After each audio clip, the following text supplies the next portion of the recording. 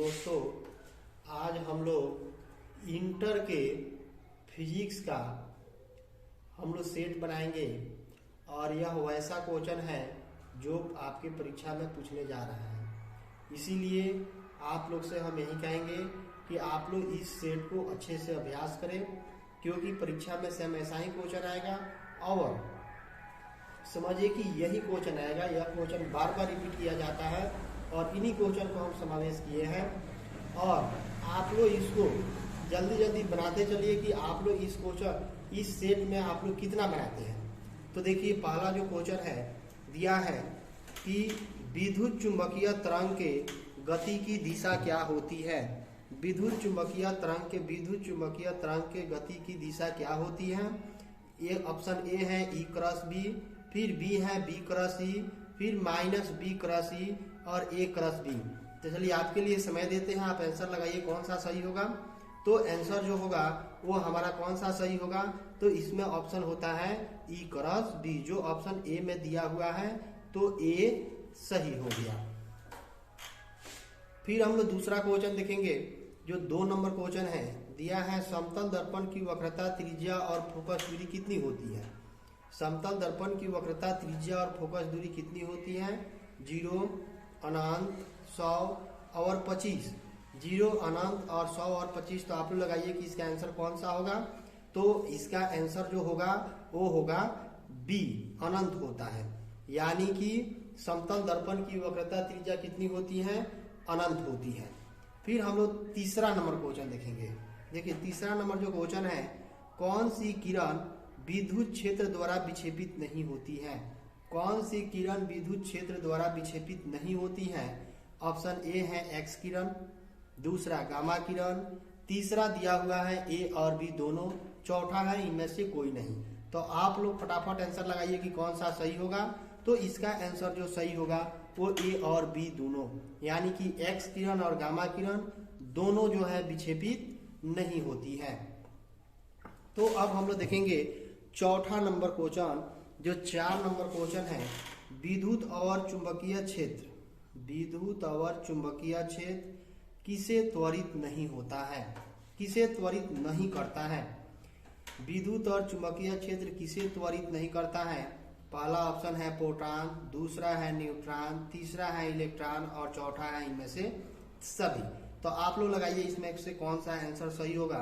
तो इसमें आंसर जो सही होगा वो होगा ए, प्रोटॉन एक ऐसा है जो किस विद्युत और चुंबकीय क्षेत्र द्वारा त्वरित नहीं होता है। इलेक्ट्रॉन भी हो जाता है और न्यूट्रॉन भी होता है। फिर हम लोग देखेंगे जो 5 नंबर क्वेश्चन है। 5 नंबर क्वेश्चन दिया गया है कि, तो देखिए जो 5 नंबर क्वेश्चन है, 5 नंबर है, प्रयोगशाला में सबसे पहले विद्युत चुंबकीय तरंग किसने उत्पन्न किया था। प्रयोगशाला में सबसे पहले विद्युत चुंबकीय तरंग किसने उत्पन्न किया था। तो ऑप्शन ए है न्यूटन ने, दूसरा है थॉमसन ने, तीसरा हर्ज ने और चौथा आइंस्टाइन ने। तो आप लोग लगाइए इसमें कौन सा आंसर सही होगा। तो इसमें जो आंसर सही होगा वो हर्ज होगा, यानी कि हर्ज ने सबसे पहले प्रयोगशाला में विद्युत चुंबकीय तरंग को उत्पन्न किया था। फिर छठा क्वेश्चन हम लोग देखेंगे। दिया है विद्युत चुंबकीय तरंग का ध्रुवण कैसे किया जाता है। विद्युत चुंबकीय तरंग का ध्रुवण कैसे किया जाता है। ऑप्शन ए है पोलराइड द्वारा, 2 है दर्पण द्वारा, 3 है सी है लेंस द्वारा और 4 है तो परावर्तन द्वारा। तो आप लोग आंसर लगाइए कि इनमें से कौन सा सही होगा। तो 6 नंबर का जो आंसर होगा वो होगा ए नंबर। फिर हम देखते हैं 7वां क्वेश्चन। 7 नंबर दिया है कि किसका मान शून्य में प्रकाश के वेग के बराबर होता है। किसका मान शून्य में प्रकाश के वेग के बराबर होता है। ए नंबर ऑप्शन है कि 1/e silent note, B number है 1/√अंडर mu note E silent note, C number है mu note E silent note और डी नंबर है √under mu note E silent note. तो आप लोग इसका आंसर लगाइए कि कौन सा सही होगा। तो इसका आंसर जो सही होगा वो होगा बी। चलिए हम बी लगाते हैं। बी जो लोग लगाए हैं उनका सही है। फिर देखिए 8वां क्वेश्चन। 8 नंबर क्वेश्चन है किसी कांच की पट्टिका का अपवर्तनांक, किसी कांच की पट्टिका का अपवर्तनांक किसके लिए अधिकतम होता है? किसी कांच की पट्टिका का अपवर्तनांक किसके लिए आवश्यक होता है? जो ऑप्शन ए में है लाल, बी में है हरा, सी में है नीला और डी में है बैगनी। तो इसमें कौन सा सही होगा? तो आंसर इसमें जो सही होगा करेक्ट ए बी होगा, यानी कि बैगनी रंग में किसी कांच की पट्टिका का अपवर्तनांक अधिकतम होता है। फिर अब हम लोग देखेंगे जो 9 नंबर क्वेश्चन है। 9 नंबर क्वेश्चन, तो 9 नंबर क्वेश्चन है कि इलेक्ट्रॉन वोल्ट किसे मापता है? इलेक्ट्रॉन वोल्ट किसे मापता है? तो इलेक्ट्रॉन वोल्ट ऊर्जा को मापता है, कार्य को, जूल को या आयतन को। तो आप लोग लगाइए कि इसमें कौन सा आंसर सही होगा। तो इलेक्ट्रॉन वोल्ट किसको मापता है? तो इलेक्ट्रॉन वोल्ट जूल को ऊर्जा को मापता है। फिर 10 नंबर क्वेश्चन है कि रेडियो सक्रियता की इकाई क्या होती है? 10 नंबर है रेडियो सक्रियता की इकाई क्या होती है? ए नंबर में है एम्पियर, बी नंबर है एम्पियर मीटर, सी नंबर है क्यूरी और डी है सभी। तो आप लोग लगाइए कि इसमें कौन सा आंसर सही होगा। तो इसमें आंसर जो सही होगा वो होगा क्यूरी। फिर जो 11 नंबर क्वेश्चन है, 11 है एक साइलेंट नोट का मान कितना होता है? एक साइलेंट नोट का मान कितना होता है? देखिए यह जो क्वेश्चन है कई बार पूछा गया है और ये आपके परीक्षा में भी ये आने वाला है। एक साइलेंट नोट का मान कितना होता है? तो एक साइलेंट नोट का जो मान होता है वो आप लोग देखिए कौन से ऑप्शन में है। तो एक साइलेंट नोट का मान होगा बी 8.854 गुने 10 के पावर -2 कूलम्ब स्क्वायर प्रति न्यूटन प्रति मीटर स्क्वायर। फिर उसके बाद हम लोग देखेंगे तो 12 नंबर क्वेश्चन। जो 12 नंबर क्वेश्चन दिया हुआ है कि 12 है द्विआधारी में 1+1 का मान क्या होता है? द्विआधारी में 1+1 का मान क्या होता है? तो 1+1 का जो मान होता है तो आप द्विआधारी में जानते हैं कैसे निकालते हैं। तो द्विआधारी यानी कि हम जोड़ेंगे द्विआधारी में 1 1 1 और 1 1 1 जोड़ते हैं तो इसमें 1 1 2 2 का क्या लिखाता है? 10 लिखाता है, 10 का 0 और फिर 1 1 2 2 का 10 10 एक हार्सिल है, 11 का 1 1 1 2 2 का 10 10 एक हार्सिलिया जोड़ेंगे कितना होगा? 11। यानी कि इसमें दिया है 1 1 द्विआधारी में मान इसका क्या होगा? तो द्विआधारी में 1 1 2 2 का कितना होगा? 10 होगा। फिर देखेंगे 13 नंबर क्वेश्चन। 13 दिया है नोट गेट का बुनियन व्यंजक क्या होता है? नोट गेट का बुनियन व्यंजक क्या होता है?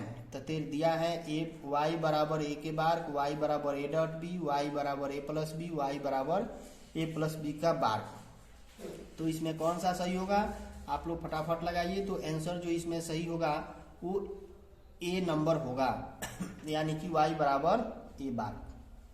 14 नंबर क्वेश्चन है कि तापीय न्यूट्रॉन्स की ऊर्जा क्या होती है? तापीय न्यूट्रॉन्स की ऊर्जा क्या होती है? तो तापीय न्यूट्रॉन्स की जो ऊर्जा होती है वो होती है 0.025 इलेक्ट्रॉन वोल्ट। तो इसमें सी सही होगा। फिर 15 नंबर क्वेश्चन है और गेट का बुनियन व्यंजक क्या होता है? और गेट का बुनियन व्यंजक क्या होता है? y बराबर a प्लस बी, y बराबर a बार, y बराबर a डॉट बी सभी। तो यहाँ जो सही होगा 15 का आंसर कौन सा होगा? तो ए। फिर अब हम लोग अगला क्वेश्चन, चलिए अगला क्वेश्चन हम लोग देखेंगे जो 16 नंबर है। 16 नंबर ये दिया है कि एक परमाणु द्रव्यमान इकाई में कितना केजी होता है? एक परमाणु द्रव्यमान इकाई में कितना केजी होता है? ऑप्शन ए में है 1.66 गुने 10 के पावर -27 केजी, बी नंबर में है 1.66 गुने 10 के पावर 27 केजी, सी है 50 केजी और डी है 1 केजी। तो आप लोग लगाइए कि कौन सा आंसर होगा। तो इसका आंसर जो होगा वो होगा 16 का ए। फिर हम लोग अगला क्वेश्चन देखेंगे जो 17 नंबर है। 17 नंबर दिया है कि लेमडा तरंगधार्ज में फोटॉन की ऊर्जा क्या होती है? सी बटा लेमडा, बी है एच बटा लेमडा, सी है एस सी बटा लेमडा, डी है इनमें से कोई नहीं।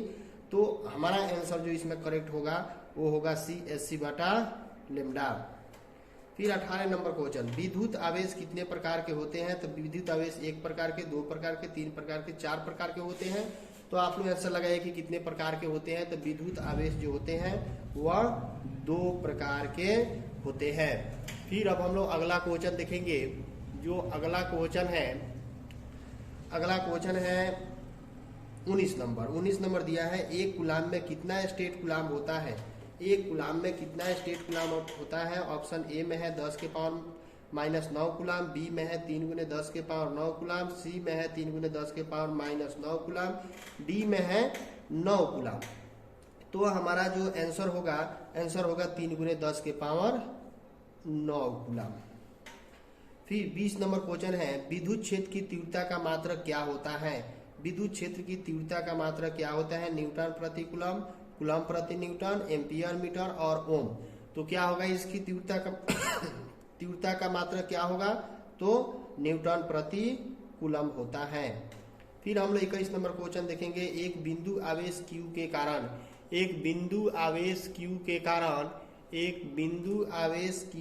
कारण r दूरी पर वैद्युत विभव का मान कितना होगा?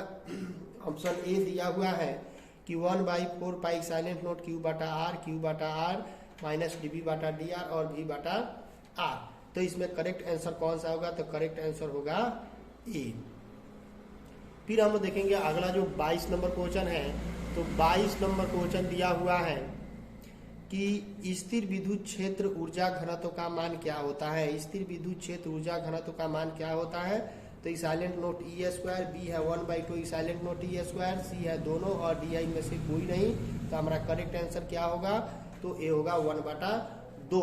तो हम लोग 22 क्वेश्चन को देखें और आप लोग अपना देखिए कि हाँ आप इसमें से कितना सही बना पाए, उसको कमेंट करके जरूर बताएगा।